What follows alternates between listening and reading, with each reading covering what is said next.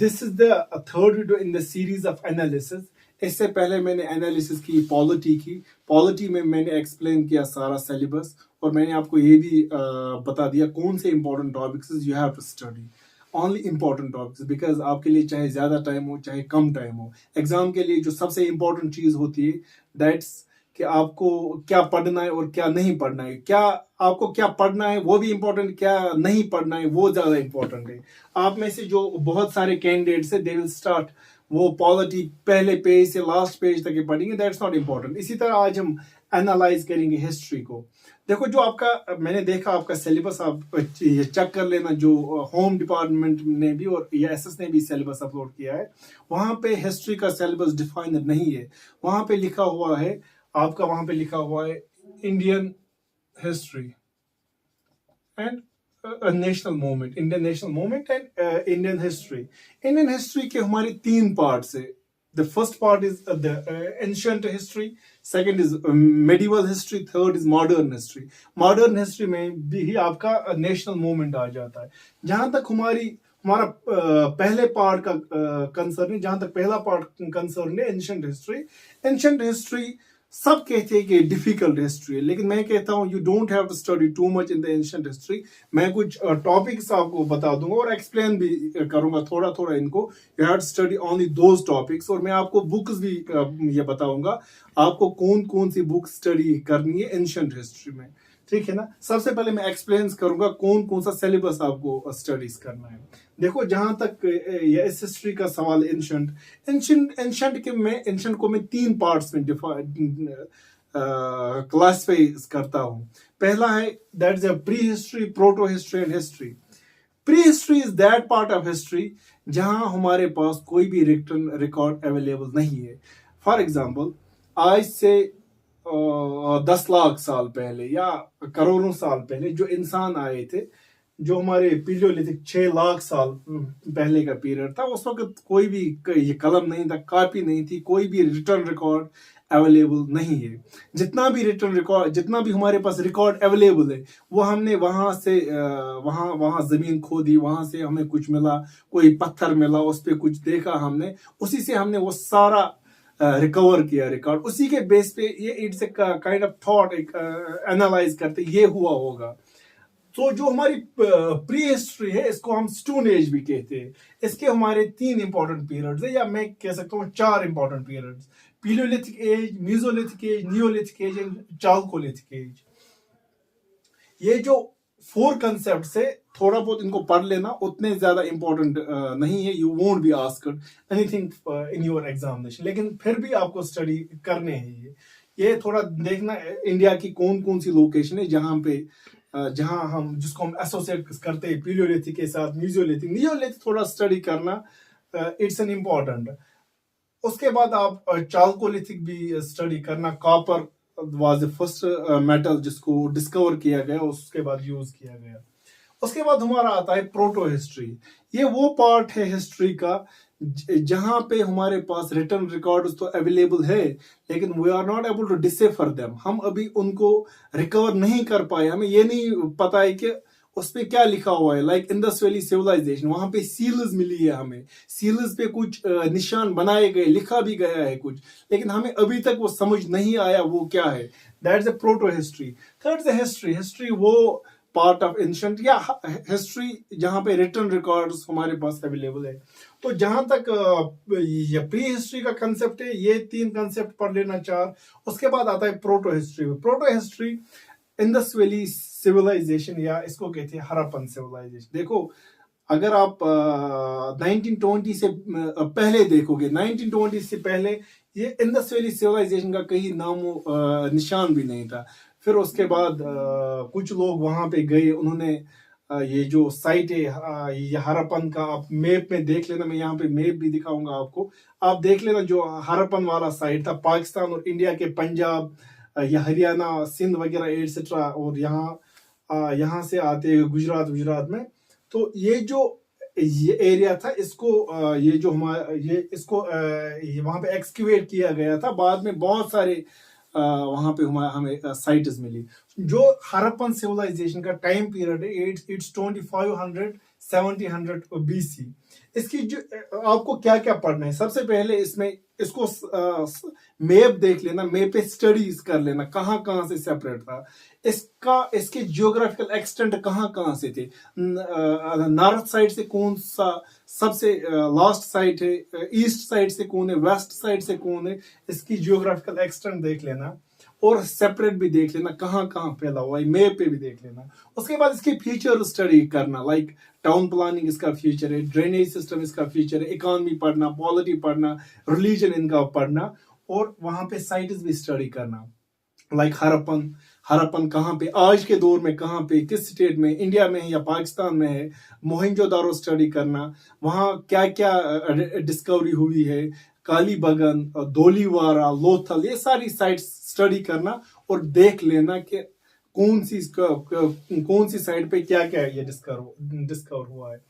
Indus valley civilisation के बाद जो आपका दूसरा टॉपिक आता है, दैट इज द वैदिक सिविलाइजेशन। वैदिक जो पीरियड था, वैदिक पीरियड को हम दो कैटेगरीज में क्लासिफाई करते हैं, पहला है वैदिक, दूसरा है लेटर वैदिक। वैदिक में आप पढ़ोगे ये जो वैदिक पीपल थे ये इंडिया कैसे आए, उसके बाद इनके फीचर्स ये पढ़ोगे, इनकी polity, society, economy, religion studies करोगे। इंपॉर्टेंट यहाँ पे पॉलिटी देख लेना और सोसाइटी देख लेना।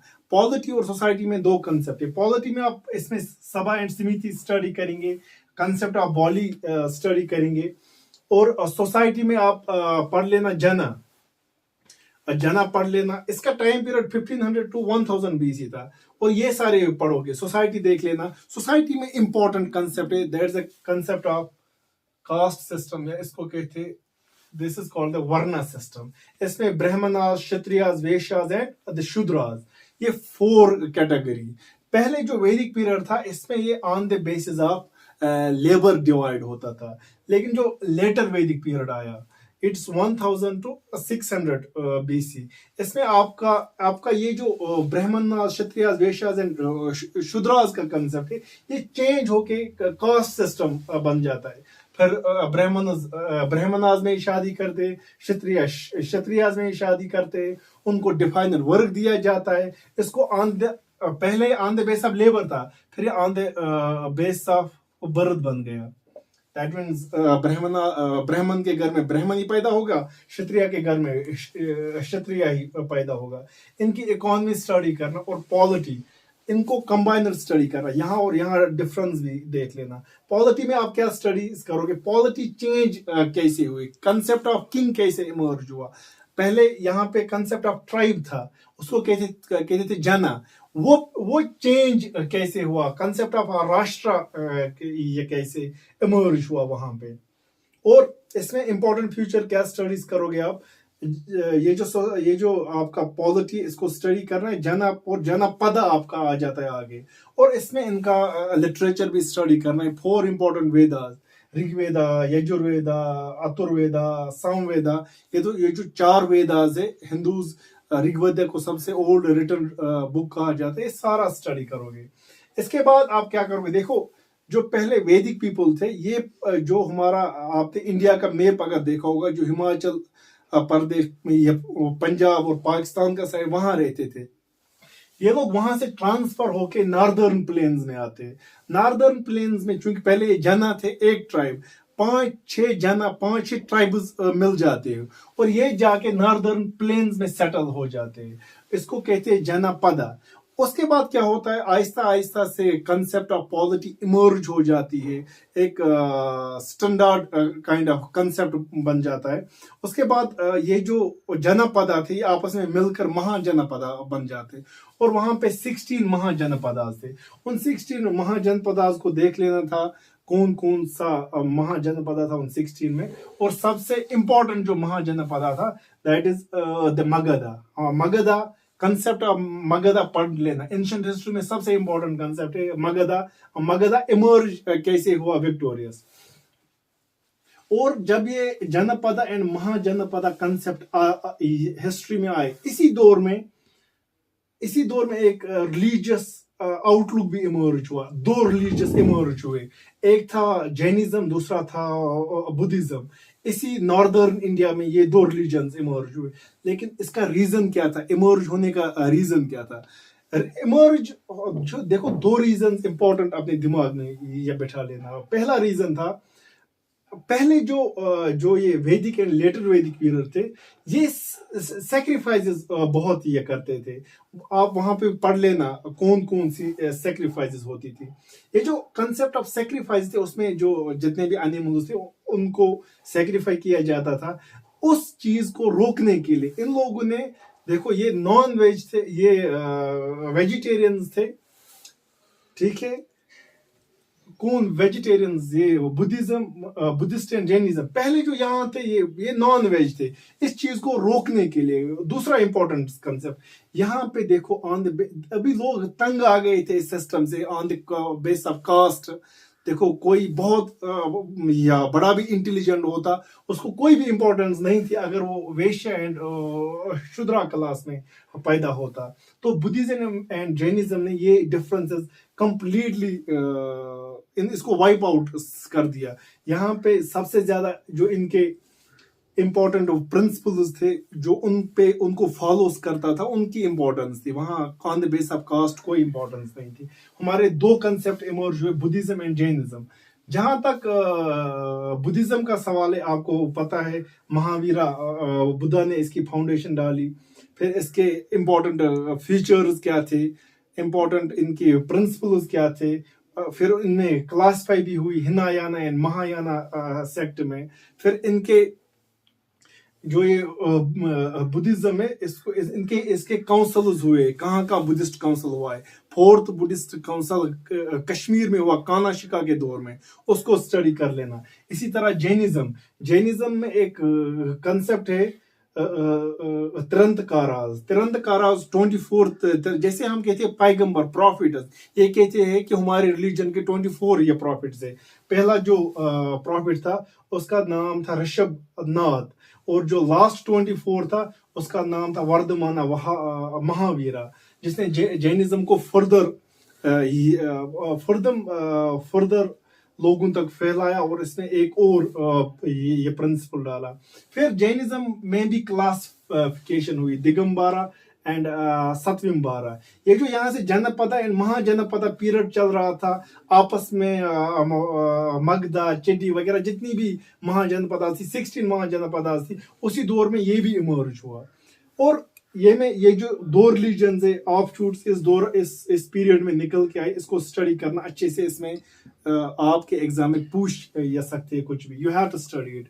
इसके बाद हमारा और एक पीरियड आता है महाजनपदा में। पहले कह रहा था 16 महाजनपदा थे, उसमें जो सबसे इंपॉर्टेंट महाजनपदा था दैट्स मगधा को स्टडी करना। क्यों इमर्ज हुआ? मगधा ने क्या किया, मगधा सबसे ज्यादा पावरफुल बन गया जो बाकी 16 महाजनपदा थे। इसने उन सब पे रूल किया और एक बड़ी किंगडम बनाई। जो इस मगधा पे सबसे पहले रूलर थे वो थी हरियाणा का डायनास्टी। इसकी फाउंडेशन डाली थी बिम्बसारा ने। नॉट सो इंपॉर्टेंट, थोड़ा देख लेना। इसके बाद जो दूसरी डायनास्टी 544 से 460 तक हरियाणा का डायनास्टी। इसके बाद शीशनागा डायनास्टी थी, ये 412 से 344 बीसी। इसके बाद तीसरी डायनास्टी आती है नंदा डायनास्टी। ये जो तीन कंसेप्ट है, दीज आर नॉट इंपॉर्टेंट, थोड़ा ये पढ़ लेना। नंदा डायनास्टी का जो सबसे इंपॉर्टेंट रूलर था महापद्मा नंदा था, और जो इसका लास्ट रूलर था उसका नाम था धन्ना नंदा। ये इंपॉर्टेंट क्यों है? इसी दौरान में सिकंदर इंडिया आ गया। सिकंदर इंडिया आ गया इसी नंदा के दौर में। अलेक्जेंडर द ग्रेट, इसका नाम सुना होगा, इसको सिकंदर भी कहते हैं। जो ये सिकंदर था इसने इंडिया में कब्जा किया, बाद में ये बीमार हो गया, इसकी डेथ भी हो गई, वापस ही ये चला गया, इसकी डेथ भी हो गई। इंडिया के जो नॉर्दर्न एरिया से वहां तक ये आया था। जो ये दंदा था, ये जो मगधा था, और जो बाकी बिहार में था, मगधा बिहार वगैरह में, इसने ये लोगों के साथ अच्छा सलूक नहीं करता था, लोग इससे बिल्कुल भी खुश नहीं थे। इसी दौर में एक बंदा था, उसका नाम था चंद्रगुप्त मौर्य। जो ये चंद्रगुप्त मौर्य था, he was not happy with this Nanda से बिल्कुल भी खुश नहीं था। तो इसने क्या किया, चंद्रगुप्त मौर्य ने, इसने सबसे पहले क्या किया, कोटियाला था जिसको चाणक्य भी कहते हैं, चाणक्य की हेल्प से इसने इसको हराया दंदा नंदा को, और मौर्य डायनास्टी की फाउंडेशन डाली। सबसे इंपॉर्टेंट डायनास्टी है। आपको एंशिएंट हिस्ट्री में दो इंपॉर्टेंट डायनास्टियां स्टडी करनी है। First is the Maurya dynasty, second is the Gupta dynasty. जहां तक मौर्य अंपायर जो 321 to 185 BC, इस चंद्रगुप्त मौर्य ने इसकी फाउंडेशन डाली विद द हेल्प ऑफ कोटियाला।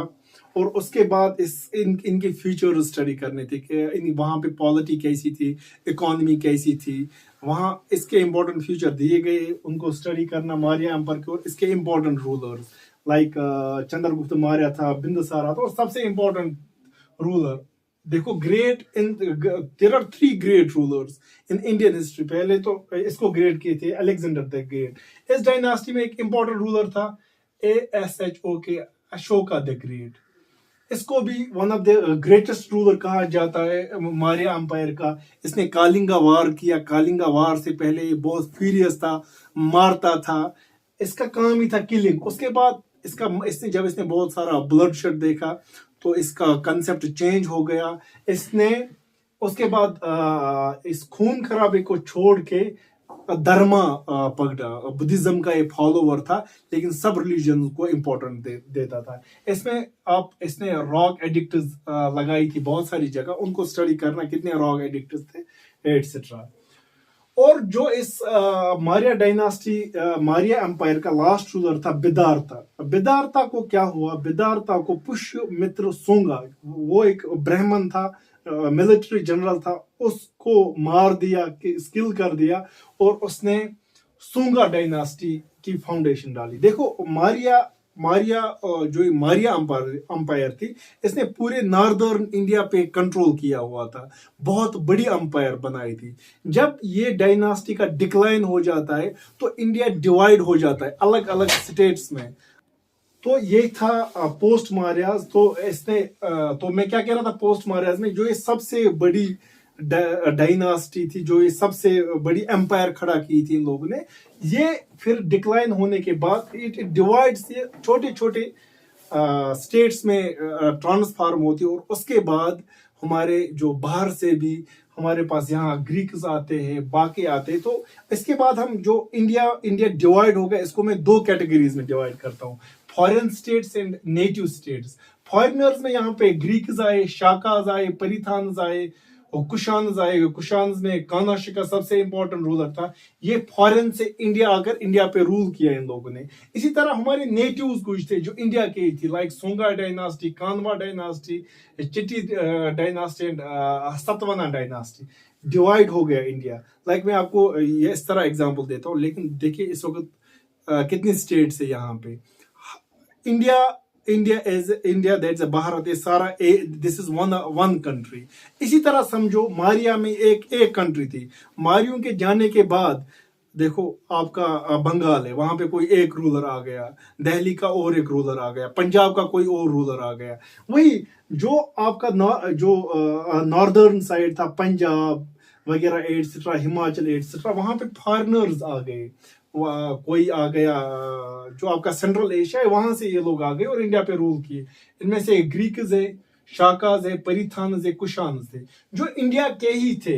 ये ऑलमोस्ट का जो आपके नॉर्दर्न प्लेन्स है उस साइड थे, लाइक छत्तीसगढ़, झारखंड, बिहार, वेस्ट बंगाल। इनमें सोंगाज आते, कानवाज आते, चेटी डायनास्टी आते, सतवनाज आते। और यहाँ पे ही आपको 3 इंपॉर्टेंट स्कूल्स ये पढ़ने हैं, important schools of art, Gandhara school of art, Mathura school of art, Amaravati school of art. ये आपको स्टडी करनी। देखो आपके पास जो भी हिस्ट्री की बुक है उसको खोल के ये रखो ताकि आपको समझ आए क्लासिफिकेशन। इसके बाद जो सबसे इंपॉर्टेंट डायनास्टी आती है, सबसे इंपॉर्टेंट एम्पायर जो आता है, जो फिर से इंडिया को जोड़ देता है, उसको कहते हैं गुप्ताज।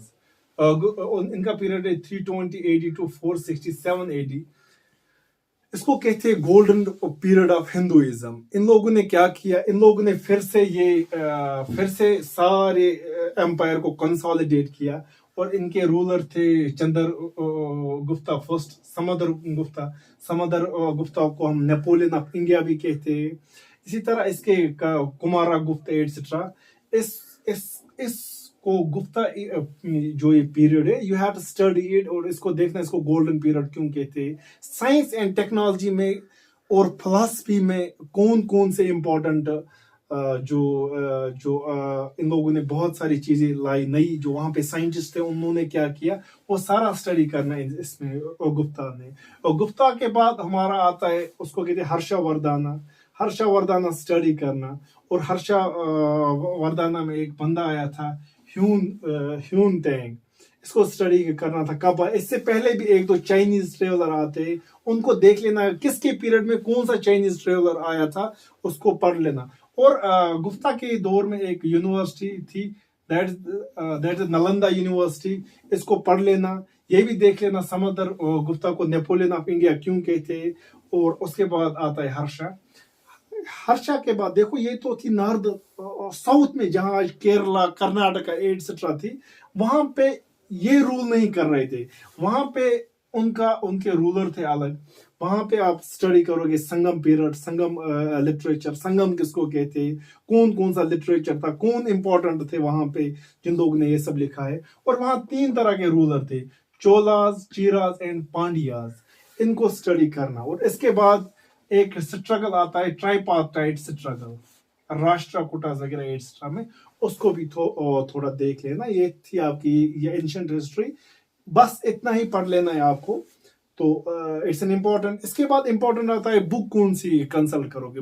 कल से बहुत सारे पूछ रहे। देखिए, अगर मैं आपको कहूं, देखो एंशिएंट हिस्ट्री पे बहुत सारी बुक्स आती है, लेकिन जहां तक मेरा ख्याल है, एंशिएंट हिस्ट्री, मेडिवल हिस्ट्री कहां से पढ़ोगे। एंशिएंट हिस्ट्री, अगर आपके पास कोई जनरल नॉलेज है, जीएस, एक बुक आती है, वो बुक है मनोहर पांडे की। एक आती है अराउंड 300 में, एक आती है 1000 में, उसको कहते हैं जीएस फर्स्ट पेपर। उसमें आपका पॉलिटी, आपका हिस्ट्री, आपका बाकी भी दी गई है, वो आप पढ़ लेना। आप बुक ला सकते हो शर्मा की भी, RS शर्मा की भी एंशिएंट हिस्ट्री पे आती है, लेकिन राइट नो आपको समझने में भी प्रॉब्लम होती है। यहाँ पे जो मनोहर पांडे की बुक दी गई है, उस पे ये डिफाइन जितने इंपॉर्टेंट पॉइंट्स एग्जाम के लिए है वही दिए गए हैं। आपको बाकी चीजें पढ़ने की ज्यादा जरूरत नहीं है। अगर आप में से शर्मा भी ये पढ़ना चाहते हैं, RS या शर्मा, ये बुक भी लाई, ये भी ये पढ़ी। लेकिन जहां तक मेरा ख्याल है, GS की जो मनोहर पांडे की जो ये बुक आती है, वो पढ़ लीजिएगा। आज के लिए इतना ही। थैंक्स।